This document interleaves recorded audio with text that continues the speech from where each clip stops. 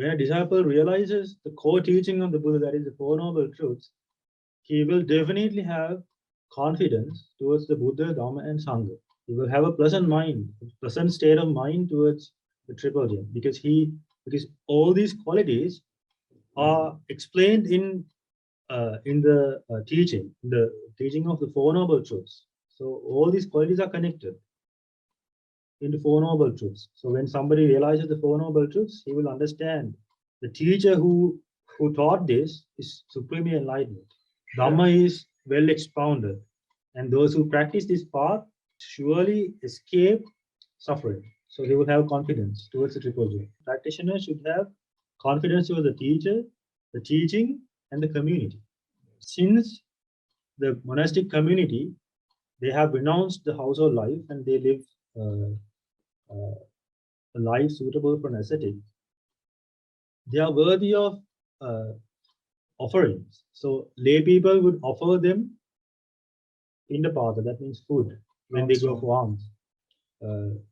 So they will bring food, medicine, and other requisites, robes, and other requisites for the monks from far away. That means they are, even at the time of the Buddha, there were people who heard that there's been a Buddha appeared in the world, and they would come with all these offerings to meet the Buddha and the Sangha.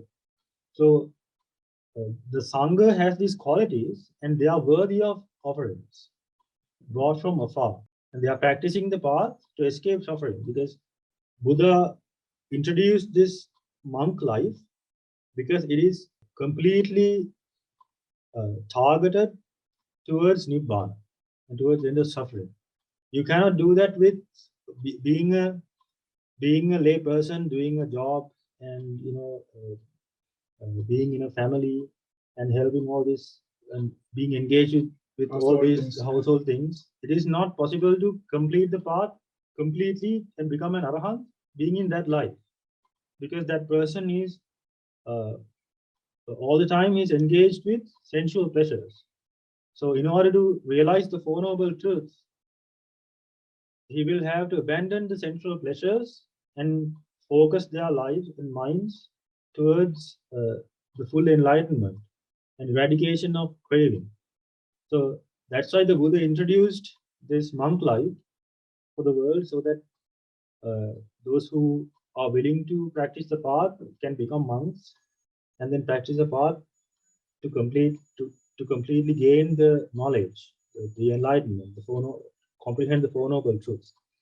So because of that, the lay people who are following the teachings of the Buddha will offer requisites to the monks and the nuns. So the monks and nuns, they are worthy of offerings. Now the monks and nuns, they don't, they are not farmers. They don't do business to get money. They don't do jobs. They don't cook for themselves, because they are completely engaged in practicing the path and the meditation and learning the teachings of the Buddha to purify their minds. So they are completely engaged in that. So they would go for alms to the village, lay people. So when they go for alms, and when a monk or a group of monks come to a house as guests, they are worthy of offerings. So the people who are living in that, the lay disciples of the Buddha who are living in that house, in a village, will offer these monks food. So they are worthy of offerings when they arrive as guests. So that's a quality of the Sangha. And those who offer things to the Sangha will gain so much merit, and that will help them to find pleasure in their samsaric journey. And then that merit that they collect will help them to practice their path in order to escape suffering. So Sangha is worthy of offerings. So they are worthy of offerings brought from afar, and they are worthy of offerings when they arrive as guests. So merit is a karma. Karma means an action, and that will give a result in the future life. when a being travels into samsara, those who have done good karma, good actions, uh, will experience results of that karma in their samsaric journey. Even a monk can offer something to the sangha. When a monk gets some, let's say, food when they go for alms, and he can offer that food to other monks, and then gain merit. So that and he can offer that to the sangha. So that will let him collect a lot of merit. He is giving up what he has in the name of the sangha. So he has to have a pleasant mind towards the sangha. He has to understand the qualities of the sangha. For that, he has to have a good understanding of the Four Noble Truths and the Buddha, and all his knowledge and understanding has to be there, and the pleasant mind, pleasant state of mind towards the sangha, and he lets go of an attachment, and that is a karma, that is an action, a mental action that you do. Mental means you do it with your body, speech, and mind, and it's connected with the mind, and that will give a result in the future, in the sansaric journey.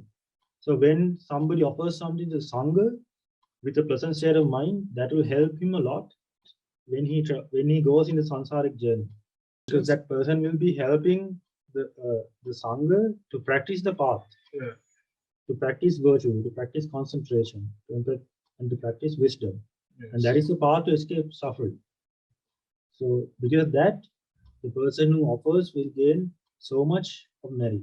And the Sangha is worthy of reverential salutation, so worship, because of these great qualities.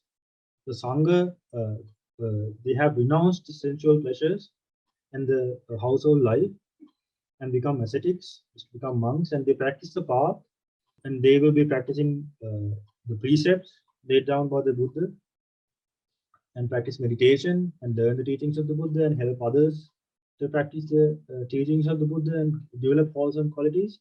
So because of these wholesome qualities of the Sangha, they are worthy of reverential salutations and worship. So lay people will worship the Sangha. Even among monks, a monk who is senior to others, he will be worshipped by other monks, because that monk has come to the dispensation and renounced the household life, sensual pleasures, and he has started practicing the path before others. So he is worthy of reverential salutations. So other monks will worship the senior monk because of that quality. So the Sangha in general has that quality. They are worthy of reverential salutations. So the lay people would uh, worship the Sangha, and they will, with their hands held together like this, they will worship or salute the Sangha and have with a pleasant state of mind.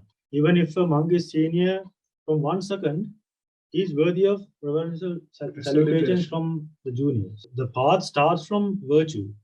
The path starts from the beginning of the path is the morality or virtue. So Buddha has laid down precepts. So when a monk comes to the dispensation and become a monk, he has to practice the precepts. He has to live by the this disciplinary code laid down by the Buddha. So a junior monk will come to the dispensation after the senior. So the senior has started the path before him. So because of that, he's worthy of the reverential salutation. So it's all about respect. The practitioner should have respect towards the path because he's practicing the path. If he does not have respect towards the path, he won't be able to practice that, because these are life or a path. You have to deal with the defilements and the qualities of good and bad qualities of the mind. So it's not an easy task to abandon unwholesome qualities and develop wholesome qualities. Respect towards the path is so important. That's why these reverential salutations are there in the dispensation of the Buddha, and Buddha himself has advised the Sangha to practice this. And that's also a quality of the person who salutes the Sangha. He has to let go of his conceit and pride. Yes. because we have to develop wholesome qualities. So the Buddha has laid down all the precepts, and he has explained how to practice the path. So they are in the teaching of the Buddha.